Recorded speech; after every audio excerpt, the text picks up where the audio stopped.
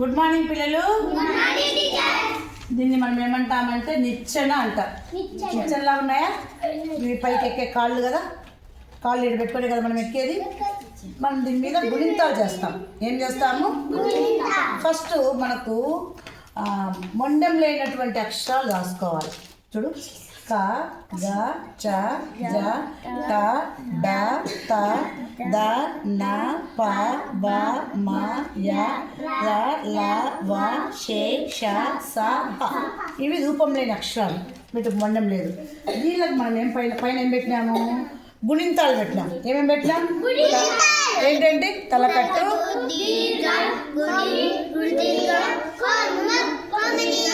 సుడి, ఏత్వం,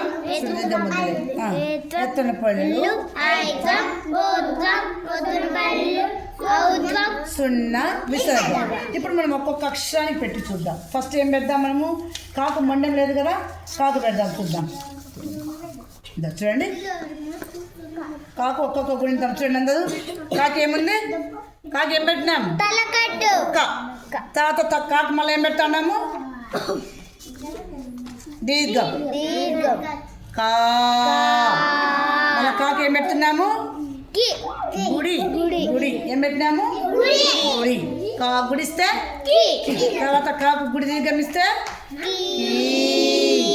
తర్వాత మళ్ళీ కాకు తలకట్టు వచ్చి కొమ్ము వచ్చింది చూడండి. ఇక్కడ తలకట్టు, కొమ్ము.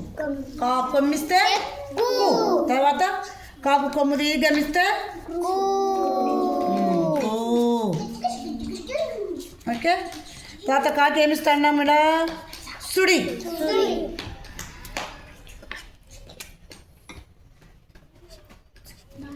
కాకి ఏమిస్తున్నాము? సుడి. కాకు సుడిస్తే ఎక్కు. తర్వాత కాకి ఏమిస్తున్నాము? ఏత్వం. తర్వాత ఏత్వన పళ్ళు. తర్వాత ఐత్వం. ఐత్వం అంటే కింద వస్తుంది.